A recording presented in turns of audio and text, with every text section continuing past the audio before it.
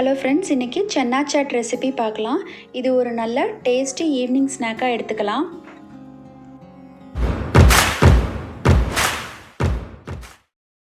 இதுக்கு நம்ம தேவையான வெள்ளை கொண்டக்கடலை நான் நைட்டே ஊற வச்சு எடுத்து வச்சுருக்கேன். இல்லைனா 8 மணி நேரம் கூட ஊற வச்சுக்கலாம். பாருங்கள், இந்த மாதிரி கையில் கொஞ்சமாக எடுத்து ஒருத்தருக்கு இந்த மாதிரி அளவு எடுத்து நான் போட்டிருக்கேன். 4 பேருக்கு அளவுக்காக நான் இந்த மாதிரி கொண்டக்கடலை ஊற வச்சு எடுத்திருக்கேன். இதை நம்ம அந்த தண்ணியோட குக்கரில் சேர்த்துக்க போகிறோம்.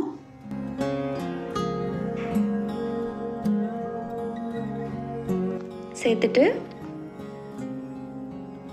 இது கூடவே ஒரு பெரிய சைஸு உருளைக்கிழங்க தோல் எடுத்து இந்த மாதிரி கட் பண்ணி வாஷ் பண்ணி எடுத்து வச்சுருக்கேன். இதையும் நம்ம இந்த கொண்டக்கடலை கூடயே ஆட் பண்ணிக்கலாம்.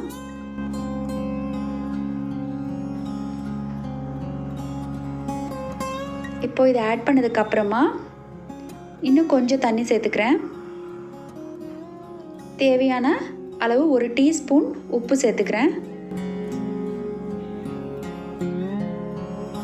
சேர்த்துட்டு நம்ம குக்கரை கவர் பண்ணி ஒரு 4 விசில் இல்லைன்னா 5 விசில் விட்டு எடுத்துக்கணும். நான் 4 விசில் விட்டுட்டேன்.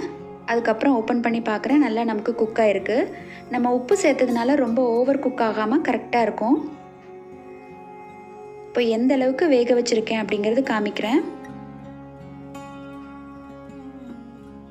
நல்லா சாஃப்டாக இருக்குது.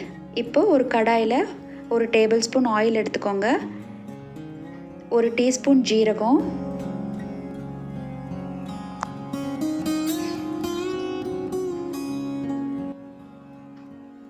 கொஞ்சமாக பெருங்காயத்தூள், அதையும் வதக்கிக்கிறேன். ஒரு பெரிய பச்சை மிளகா நல்ல பொடியாக கட் பண்ணி எடுத்திருக்கேன்.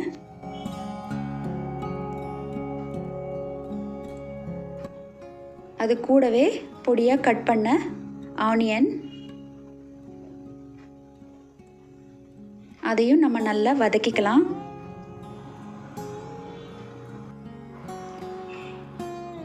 இது கூடவே ஒரு 5-6 பல்லு பூண்டை பொடியாக கட் பண்ணி சேர்த்துருக்கேன். 1.5 இன்ச்சு இஞ்சியும் பொடியாக கட் பண்ணியிருக்கேன். நீங்கள் வேணும்னா இஞ்சி பூண்டு விழுதா கூட சேர்த்துக்கலாம். இதை நல்லா வதக்கிக்கலாம்.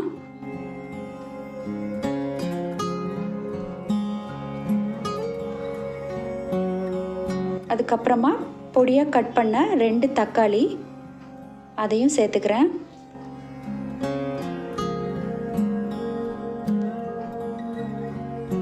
நல்லா எல்லாத்தையும் வதக்கிடலாம்.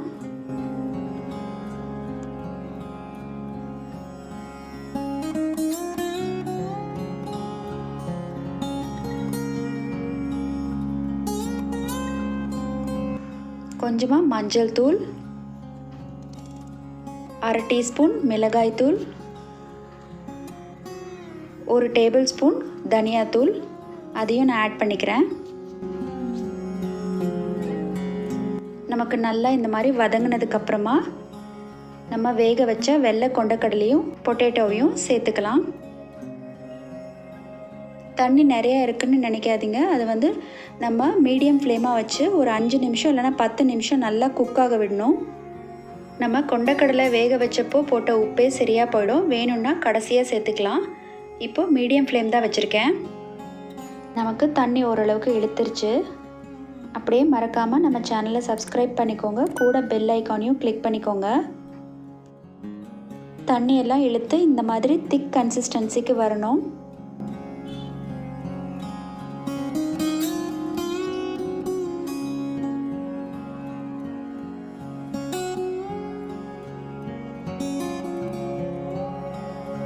இப்போ இது கூடவே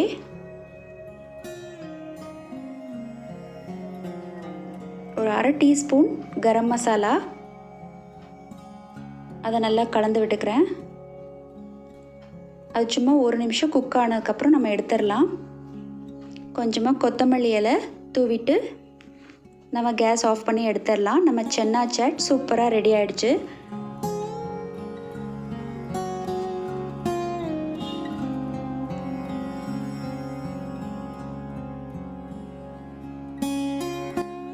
நம்ம இப்போ இதை வந்து பிளேட்டில் சர்வ் பண்ணிக்கலாம். ரொம்ப ஹெல்த்தியான சன்னா சாட் நமக்கு ரெடி ஆயிடுச்சு. கரம் மசாலா சேர்த்துருக்கிறதுனால ரொம்ப நல்லாயிருக்கும் டேஸ்ட். இது கூடவே நம்ம கொஞ்சமாக பொடியாக கட் பண்ண ஆனியன்ஸ்,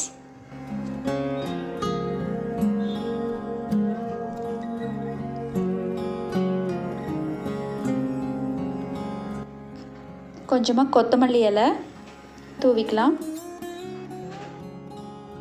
அப்படியே கொஞ்சமாக கர்ட் சேர்த்துக்கோங்க. ரொம்ப நல்லாயிருக்கும் இது சாப்பிட்றதுக்கு.